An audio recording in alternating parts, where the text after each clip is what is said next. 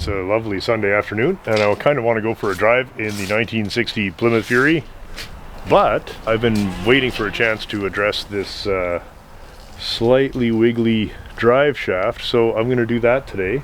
Let's have a quick look here, what's happening. There's no movement this way, like towards the camera, but up and down, you can see. And I'll have to figure that out, but I think that's in here, and there's nothing back here. This is nice and tight, so we're going to drop the drive shaft, take it right out, and see what it's going to take to tighten that up. Well, nice to get the Plymouth out for a little drive.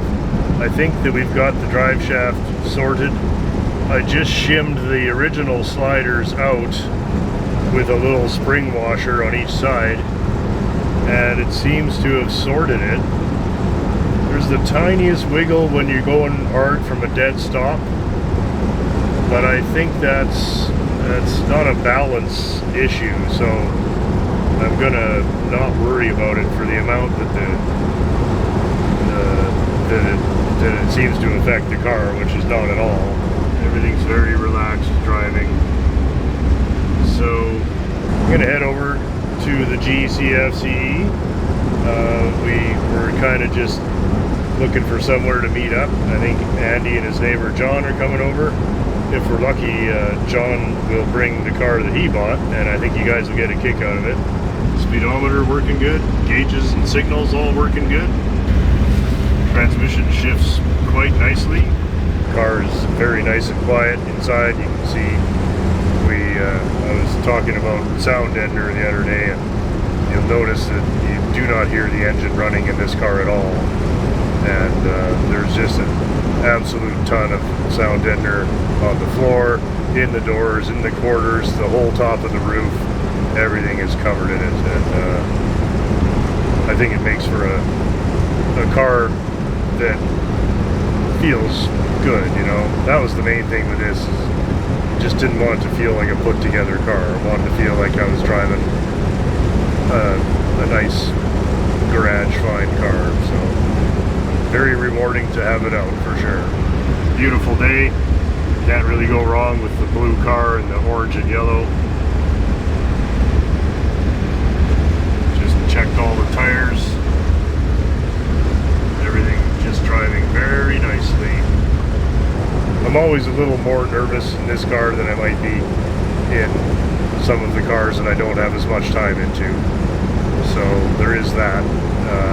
But I guess if you're never going to use it at all, what was the point of putting all the effort into it?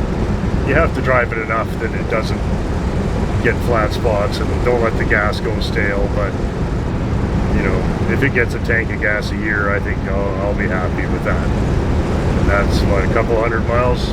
That's great. My goal is that this car doesn't look any different 10 years from now than it does now. You know, I got a lot of cars to do, and I never want to do any serious amount of work on this car again. So that's kind of the goal. We have lots of other cars to build.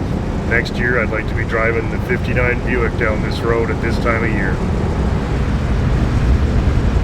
But definitely tempting to drive this more. It certainly drives very well. Look at John's 1961, my favorite year of Corvette. I just think these are just terrific.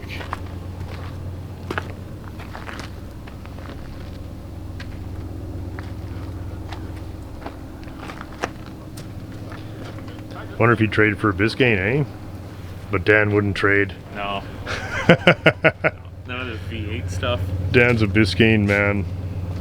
I love the 160 mile an hour speedo. Right? Right. Oh. Cars had what? Mostly 100 mile an hour or 120 at the most for speedos? Yeah. Even that was pretty optimistic for most of them. They're just pretty, hey?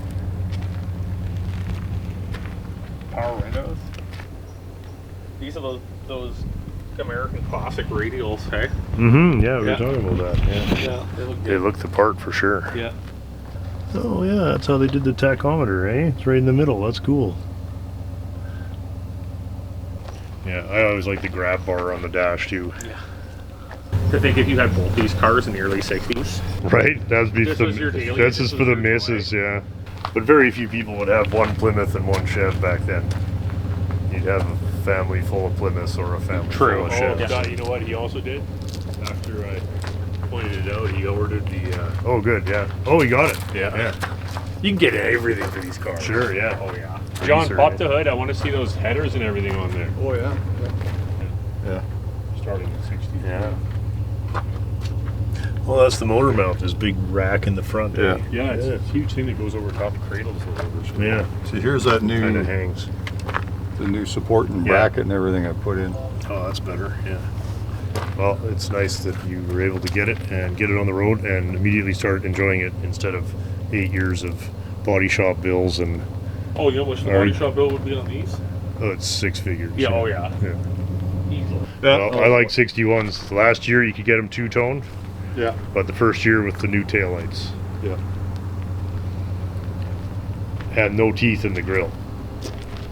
Yeah. 60 still has the big chrome Bel Air teeth in it. Yeah. Yeah. But these are just, yeah, it's cool. Hey, like, man, that's a time machine. Back from a time when things were cool. Yeah, enjoy the drive, John. That's awesome. it's- I'm glad you got to go This is for what it's about, right? Fall time, convertible. yeah, out on a nice day. Nice with Does it those sound good now? Yeah, a lot All better. the ticking and leaking is gone and just sounds nice now. Yeah, a lot better.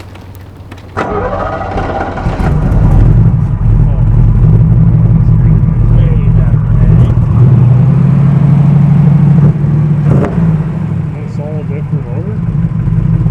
A solid different motor? It is. That's cool. Might be a 327, 350 cam. Pretty choppy. Cheers, buddy. Thanks for bringing it over.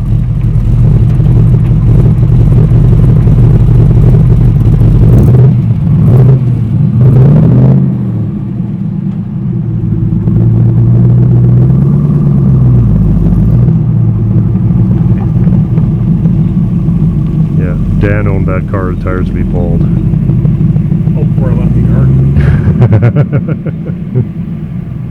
That's cool. Those are cool cars. I really like those.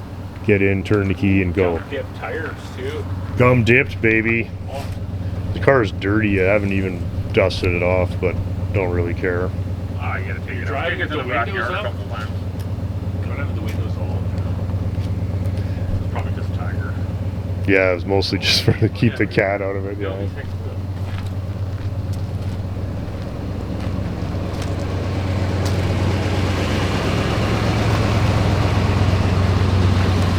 That is Yeah, you guys remember this.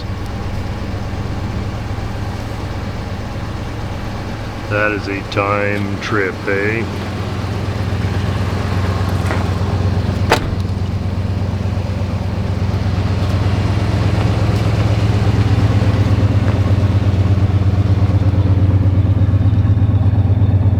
You want me to kick it down, Dan?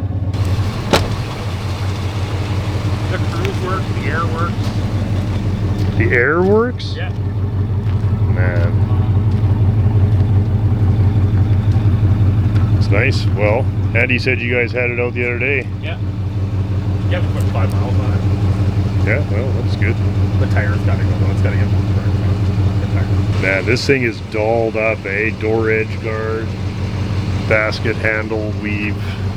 This part of the car here to me is the signature part of this car. Like that is the most 70s galore that you'll ever see on one car. Oh, let's turn the lights on so they come on. Oh yeah, get me the lights. Oh, they're just not very bright, I guess. Yeah. Okay.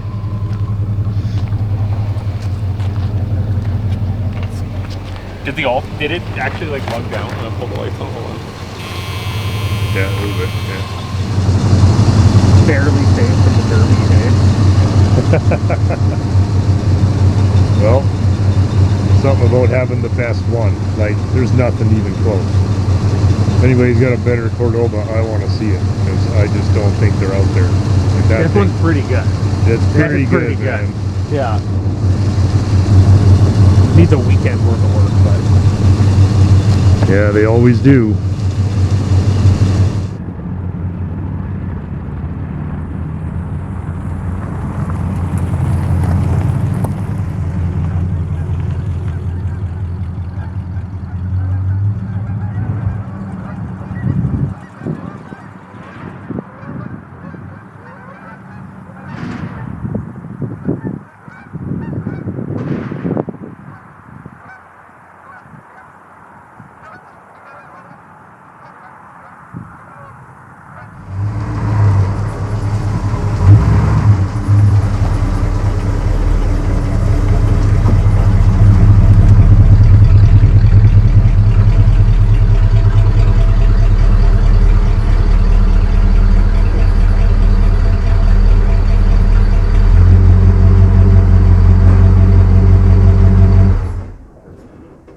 guys, thanks so much for watching the video today.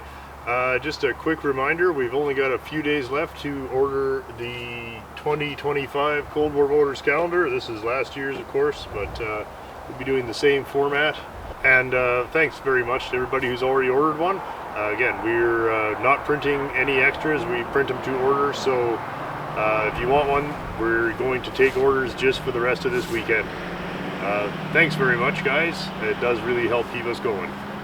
Next week I'd like to do a test drive of the 1959 and 1960 models side by side. And anyhow, see you on Saturday for more of the regular contributor. Same old shit.